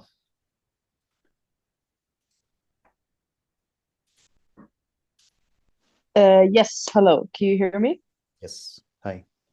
Yes. So currently I am studying industrial design, sort of product design oriented, and I've really gotten an interest in sort of getting into the games industry. I guess I'm not really interested in sort of changing my bachelor's because I'm halfway through my education. Is there any way for someone who studies industrial design to sort of get their foot into the games industry? I'm sort of like 3D model, like we do CAD and like a lot of concept sketching and sort of I mean we draw and design cars, cups, all sorts of things. Is there any way for this to sort of have a way into games production without having to sort of take any extra courses, or is there like anything other that might be helpful to sort of learn beforehand? I thought I can handle this question, but then you make this caveat without any course, because joining us would be the way to do it. But guys, Alexander, Radosław, do you have any other tips without doing the course? Yeah, so on my side, we actually do have a student right now who has a BA in industrial design, and it has proven to be very useful for him. Because what this leaves you with is, on one hand, obviously the hard skills that you mentioned, so the CAD and the ability to concept out your work. This is a huge one. It's really, really useful in designing this work consistently. And on the other hand, you do learn how the design mindset works. And honestly, design across disciplines has very similar principles if you spend time to examine them. Like industrial design in principle is very similar to architecture. This is also going to be very similar to game design, as we generally create complex digital objects. So a lot of your knowledge is applicable in game design, and you can fairly easily transfer your skills from your BA to game design course. Okay, thank you so much. Also, one last question is that let's say I have a very strong story idea that I would like to sort of create, but I don't have the tools to do this myself. Like in a game studio, does it work the same when like producing a movie, that there's like a creative director who sort of has the whole vision for the game, or is it more compartmentalized? Because like I know that I definitely would love to have a lot of a big hand in the sort of creative process in like both narrative and the visuals, and like, so how involved is everyone in each part of the process? So does that vary? Widely from studio to studio, this is very usually a very different situation. So I think that Alexander can talk in detail about how this looks at a huge company like CD Projekt. Personally, I've been working in companies up to, let's say, 50, 60 people, in which this type of, let's say, creative agency is one of the things that generally pulls people in. So those are very, I would say, collaborative environments in many cases, but also have a lot of discussion and sometimes they're very creatively driven by a creative director, but some of the others are way more, let's say, democratic, if you may, in how the game is produced. So you will have to find your place, basically, if you do have an ambition like that. But also, this is something that comes with time and experience.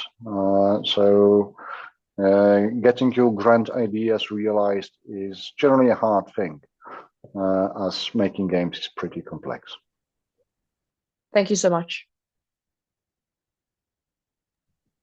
Answering this question from CDPR perspective, we rather have a structure of the second type that Radek mentioned, and we all contribute to kind of core idea, which is mostly connected to the core, but rather abstract experience that we want the player to have, and we have a lot of freedom for any specialist from gameplay, from story, how we trying to put it together. So there is a lot of space for initiative for different people and members of the team, and it's rather not about waiting for someone to ask you to do something. It's rather about like proposing, pitching stuff, and then yourself, and then seeing how it actually fits in, which is like a director's responsibility, how it fits in, like everything that we have into our core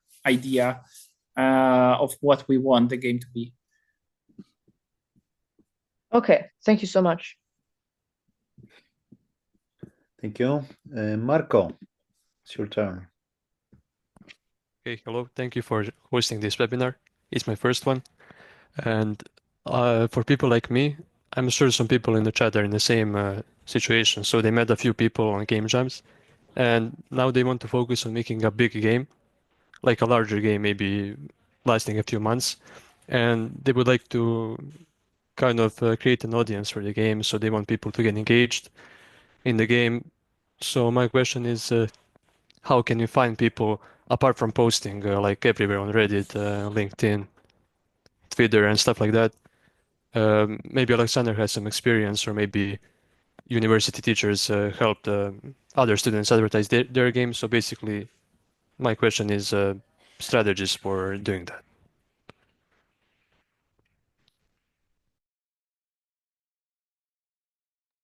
So maybe I will also take this one, as once again I've been working in indie for a long time, and it's usually in indie teams where designers actually have some contact with marketing teams that are doing the messaging.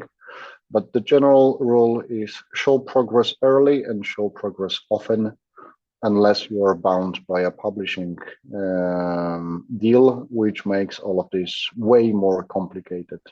This is a broad topic, but in terms of amateur teams, I would generally stick to blasting your social media with the progress of your game.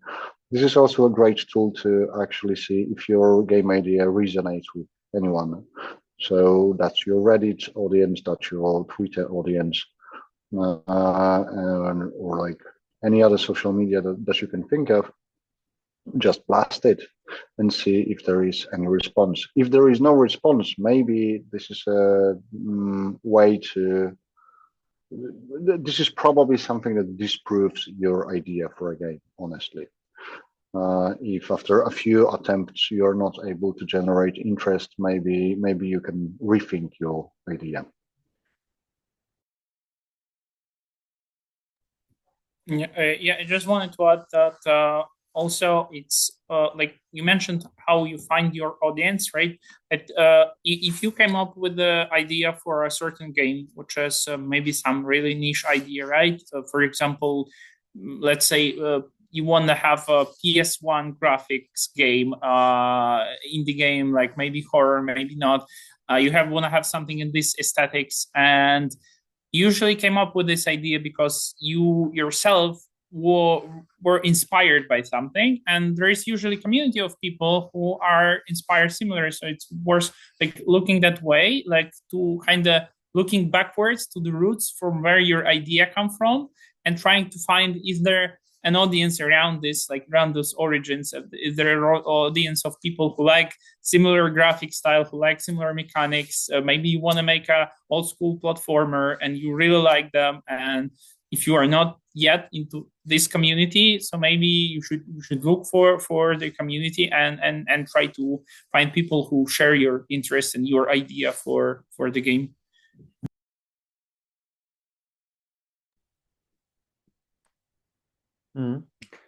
Thank you for your answer. We are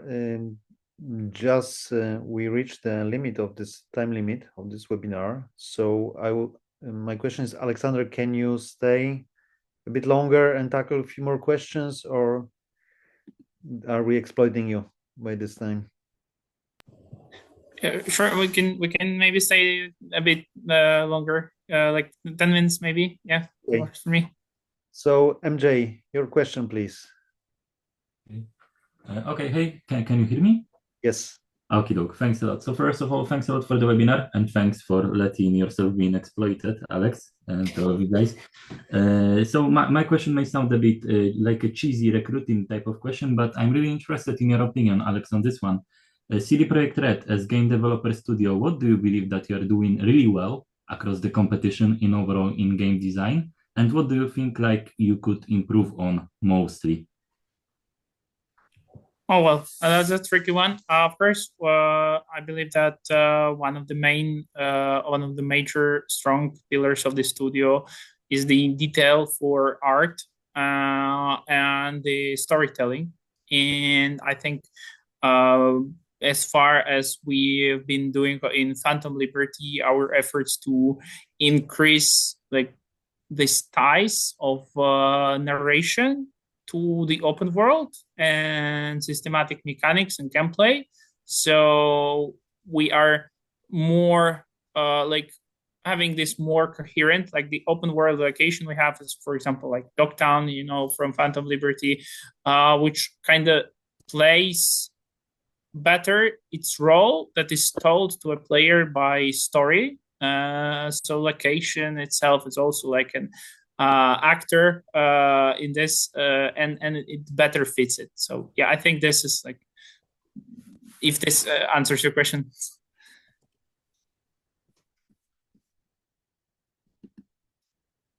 Sorry, I couldn't unmute. It answers like first part, and actually that's what I agree totally. Like storytelling, I believe you are one of the best in the world, to be honest, in terms of the storytelling, and I think I'm not alone in this one. But I was wondering if there are any fields which you believe you could improve on mostly. I have a clear opinion on this one as well, but I wanted to hear someone from, internally from the studio. Yeah, as I mentioned, as one of the things that, as I mentioned already, one of the things we wanted to push to already in Phantom Liberty is the open world and how it ties to the story that is told to a player. So in case of Dogtown, you can see that there is certain image of the location you're visiting, and you kind of being told about it, especially in the quest line, right? And we wanted to push to expand our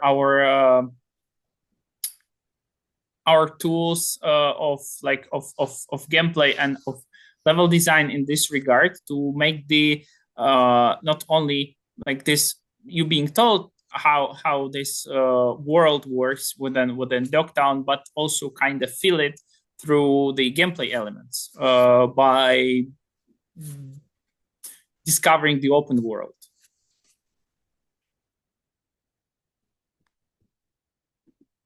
Okay, gotcha. Thank you. I didn't catch the latter part of the first time. Now it's clear. Thanks a lot.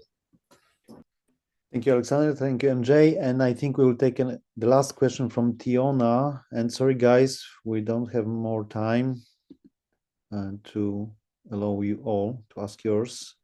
Tiona. Okay, hi. Can you hear me? Yes.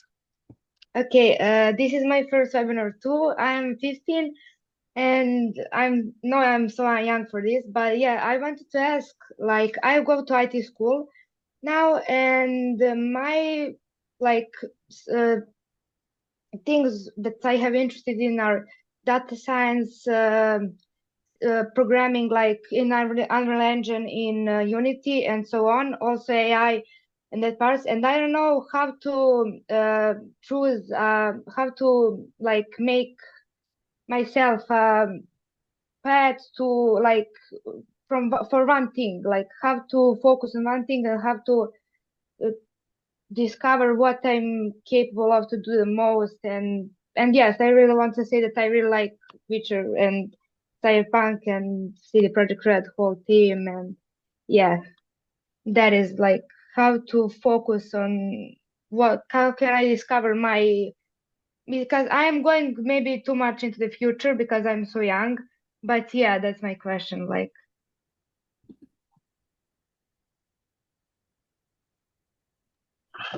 I think I'm getting at what you're trying to say. So let me rephrase that if to just see if I understood correctly. You're asking how are you able to find out what you're going to do in the future in design, if I understand correctly? yes, something like that. Yes. Like, how can I try to look forward? How can I try to summarize the things that I can be interested in and focus on one thing? Like, so actually, during the course, I'm conducting a workshop on exactly this. So I will leave you with a question that you have to answer yourself.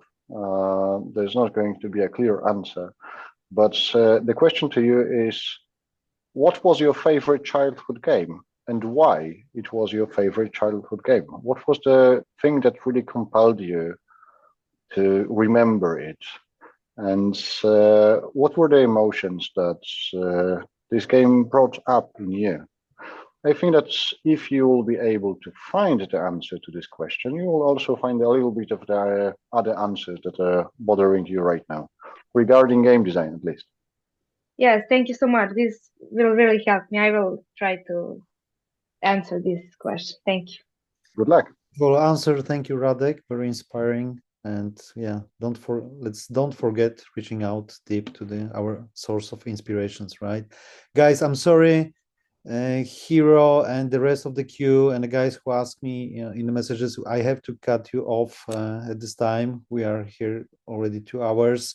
I'm pretty sure Alexander will not be a stranger and will be open to host another webinar in the future with us. So stay tuned. The next webinar delivered by us with participation of the guests from CD Projekt will be on game production. It's coming by the end of March, probably also interesting for designers to grab this more like production perspective on things. So stay tuned with our channels. I shared all of them on in the chat. If you have any questions regarding school or what and how we do, and why you should consider this if you want to enter the industry, please send email to join@futuregames.se. And thank you for today. Thank you for being in such a large number. The snowball is pretty big right now. So thank you very much. Thank you, Radek. Thank you, Alexander, for spending time with us. Bye-bye. Very much. See ya. See ya. Cheers. Bye-bye.